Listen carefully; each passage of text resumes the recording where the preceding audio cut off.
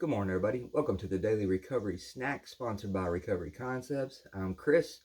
On a sunny Sunday, June 7th. How about them Mountaineers?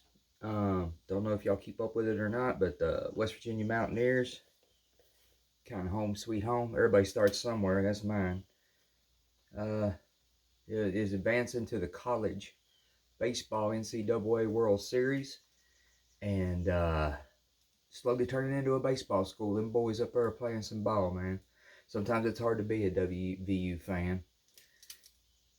But I've always hung in there for about 57 years and tried. Hadn't attended sometimes as much, but always been in the background watching.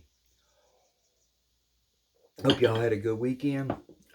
Mine's been warm and slow, dealing with a little medical something or another going on. Hoping to get some answers on it pretty soon. Just trying to hang out and do the things I'm supposed to do and not do the things I'm not. Keep it real simple. So let's dive in here and see what we got going on. And God grant me for June 7th. Oh, I'm going to just butcher it again. I have a quote from Antonio de Saint-Exupéry. And I'm not sure that that's how that's pronounced. Antonio de Saint-Exupéry. Something to that tune. It is such a secret place, the land of tears. There are places in our hearts that words cannot express. One such place is in the pain of grief. If we are living fully, if we love others, we will sometimes hurt. This is part of the deal. And tears are part of the healing.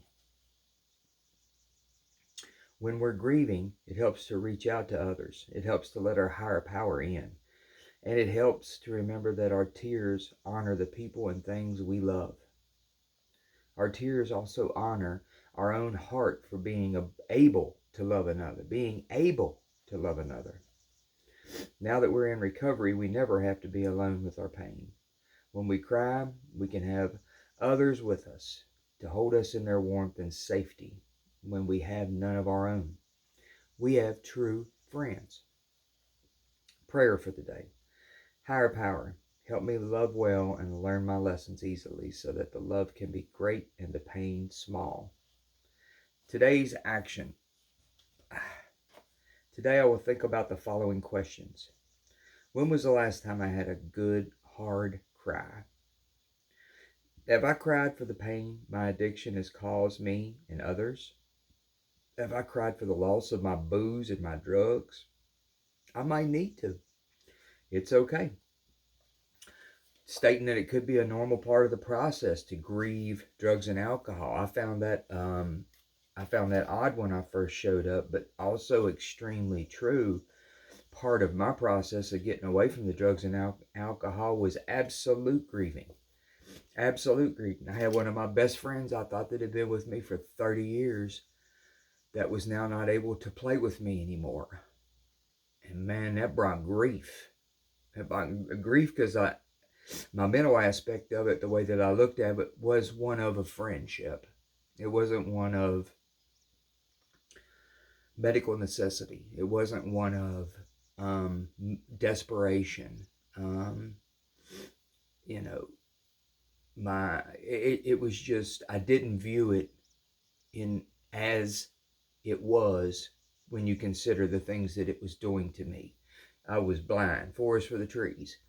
I knew I drank too much, knew I drug too much, but I did not know that it was killing me.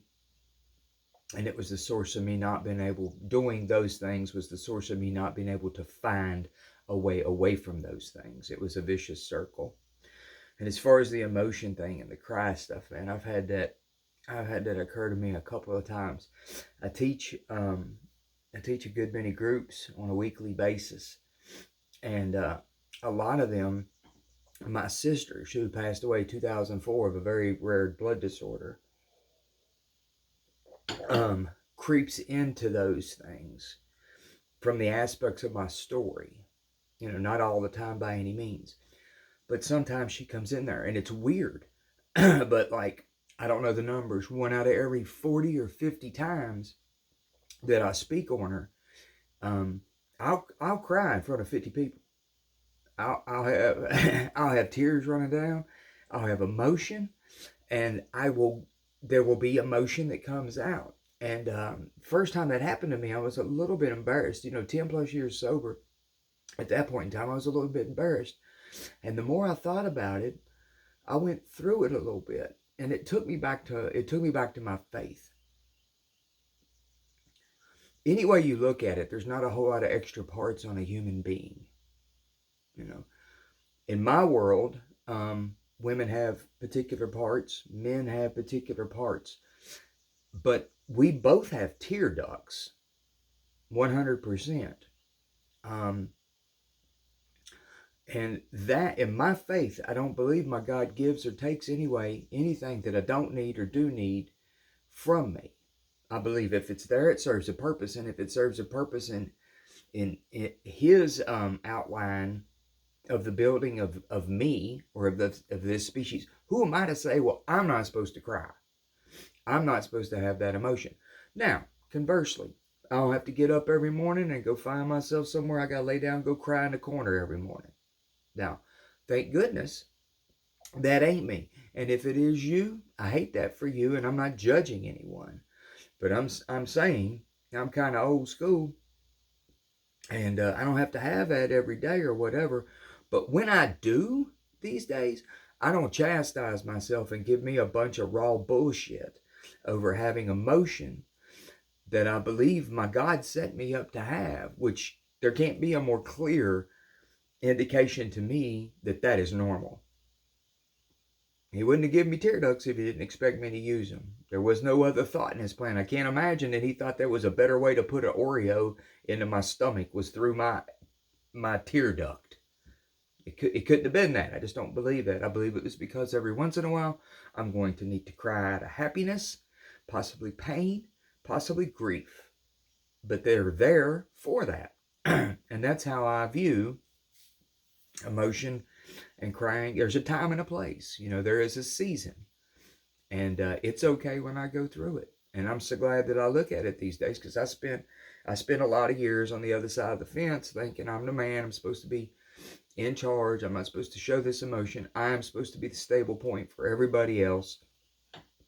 And I'm not supposed to have that emotion. And that was putting a whole lot of unnecessary pressure on me. I don't go looking for reasons to grab a box of Kleenex these days. But if there's a reason to have that emotion, I don't tuck it away no more either. I let it flow. If it's there, it's supposed to be there. And the best way to get out of it is to let it go. It's not that dissimilar from telling the truth and telling lies. You tell a lie, it becomes a part of your future.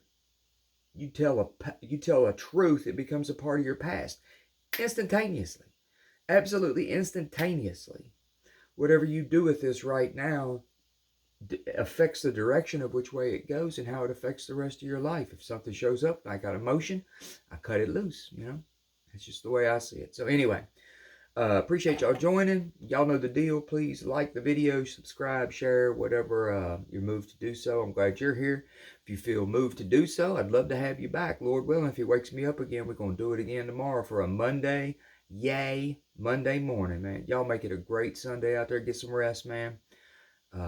Hopefully a good meal, some family time. Take good care of you, man. Look forward to seeing you tomorrow. Peace.